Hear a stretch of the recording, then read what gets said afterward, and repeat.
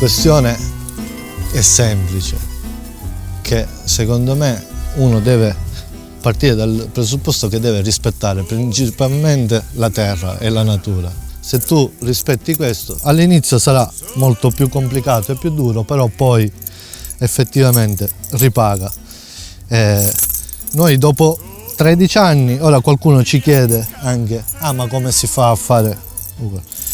Come si fa a fare il vino in modo naturale, come siete riusciti, come si fa?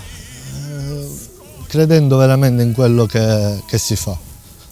L'idea è sempre lasciare la pianta areggiata, nel senso, qui sull'Etna questo problema non ce l'abbiamo perché come vedete c'è molto vento, poi il suolo è vulcanico, perciò sta piovendo, però siamo in vigna. Però devi anche non lasciare l'uva troppo scoperta perché potrebbe esserci il problema contrario, nel senso bruciare l'uva.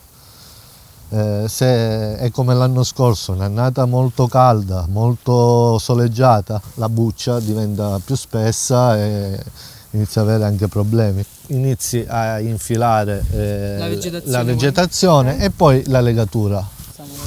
Questo lo possiamo legare, oppure se è come quello che è già molto alto, lo puoi anche arrotolare e lui cammina sul filo. Perché poi... Sì, si lega da solo. Quando si fa la poda tu pensi a quello che stai facendo, ma a quello che sarà la vigna. Però per esempio qua io già immagino che l'uva quando crescerà qua sarà complicata come cosa. Cioè per adesso ti sembra abbastanza areggiata, abbastanza lontana, però... Cioè poi quando si fa il grappolo pieno e questa è troppa, perciò esatto. Una va via. Una va via. Cioè, nel senso che noi non è che siamo San Francesco, le cose le facciamo, il vino non solo lo facciamo perché ci piace, ma lo facciamo anche, ci viviamo di questo, tra l'altro, lo facciamo.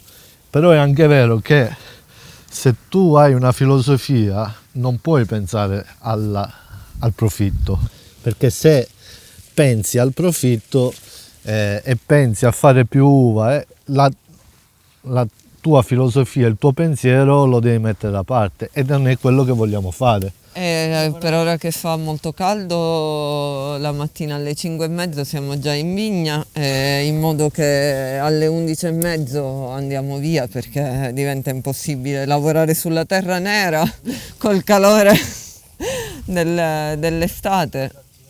Tra l'altro in questi ultimi giorni le temperature si erano alzate tantissimo e c'è stato... cioè in vigna si scoppiava. Queste le puoi girare. Le puoi girare sull'ultimo filo. Questa è una vigna che abbiamo preso da poco, abbiamo acquistato da poco e qui come nell'altra che magari dopo vedremo questa da quando l'abbiamo comprata, l'altra da 3 anni che non facciamo nessun trattamento, proprio zero, neanche zolfo. Scorciatoie non ne devi trovare, non ce ne sono, anche perché non sei tu che decidi, ma è la natura che ti detta i tempi e perciò non le puoi trovare queste soluzioni. Aspetta, vedi, queste ne devi utilizzare se vuoi che resistano. Lo leghiamo e poi dopo la potiamo. A spalliera. A spalliera. Sì, però... Doppia però, no? Sì, a doppia spalliera. Forma tipo un candelabro. Esatto. Qui si vede meglio, anche se è secca, in quella secca che... Guardi qua. Qua si vede benissimo. Qua si vede benissimo. Solitamente se si fanno 2 da un lato e 2 dall'altro. Qui noi l'abbiamo l'anno scorso lasciato un cono di rispetto, anche se poi è seccata la pianta, vedi qua da questo lato? Sì. Che poi andava tagliato.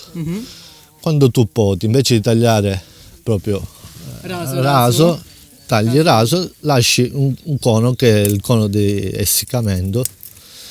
E perché si fa questa cosa? Perché la vite, quando tu tagli qua, naturalmente secca però perché secca, porta, no, comunque un minimo. Sì, secca per quanto solitamente è spessa il traccio che tu stai tagliando. Certo. E allora se tu tagliassi raso parte come da qua, verde, quando- parte da verde. vedi che qua è tagliato raso, il secco va all'interno poi. Perfetto. Noi siamo invece la generazione del piano B, quella che ha studiato e adesso ha deciso di tornare in campagna.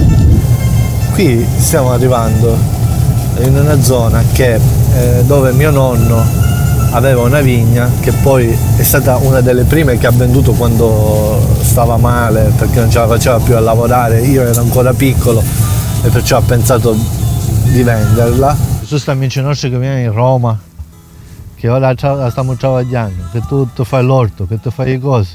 Quanti anni ha lei? Quando dice lei? Non so, 75, 78, 86 86. compiuti. Quindi l'anno ci sono e il problema c'è. Il problema però l'orto se l'è fatto lo stesso. Prima mi ha detto mi faccio 2 filari, va bene? E poi fai quello che vuoi, è a tuo. Ora c'è 2 filari qua, là. No, non passa il tempo. Quindi lei è del 1930. 36. Ha visto la guerra anche. Si ricorda qualcosa? Sì, tutta. Io quello che stiamo dicendo qua fa conto come sconto. Ma non si registra più. Ma quello le 80 anni, 85 anni, 84 anni, io mi ricordo perfetto. Mi ricordo io 89, ricorderà mi chiama Maranazza, io mi ricordo il caso per com'era. 89 10 anni. Ricordo che partivo un fratello mio Gianni, che era 91, e partivo a 19 anni, soldato. E quanta terra ha qua? Tutto suo? 6.000 6.000. metri. Qui abbiamo dovuto chiedere il permesso al parco, la burocrazia ti fa impazzire. La differenza con le grandi aziende è che loro possibilmente riescono a avere dei tecnici che li seguono in tutto per tutto e perciò Sono regolati loro. loro hanno proprio gli uffici per la burocrazia. Poi lasciamo perdere quello che uno vuole pensare.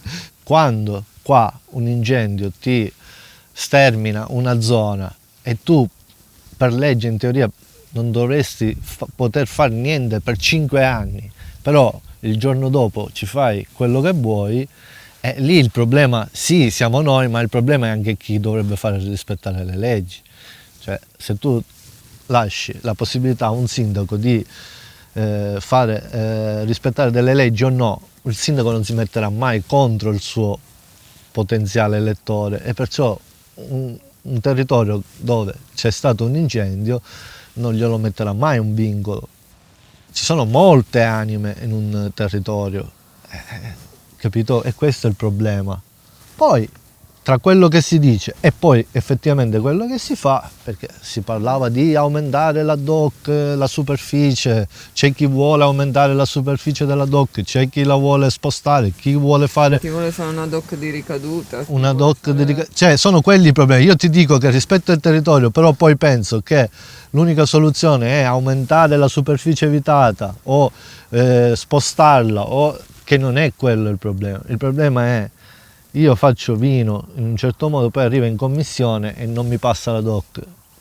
Quello per me è un problema, nel senso, perché io devo fare un vino come piace ad altri? No, non lo faccio. Guarda un po', ci siamo ritrovati. Buongiorno. Come state? Come va? Tutto bene. Cosa fate? Scacchiamo. La scacchiatura. Ma tu sapevi che questa pianta sa dove deve andare? Questa cosa qua sa dove sta un posto? Sì, tende Ma a... come? Non c'ha gli occhi, no? tende ad arrampicarsi, la sua natura, vedi?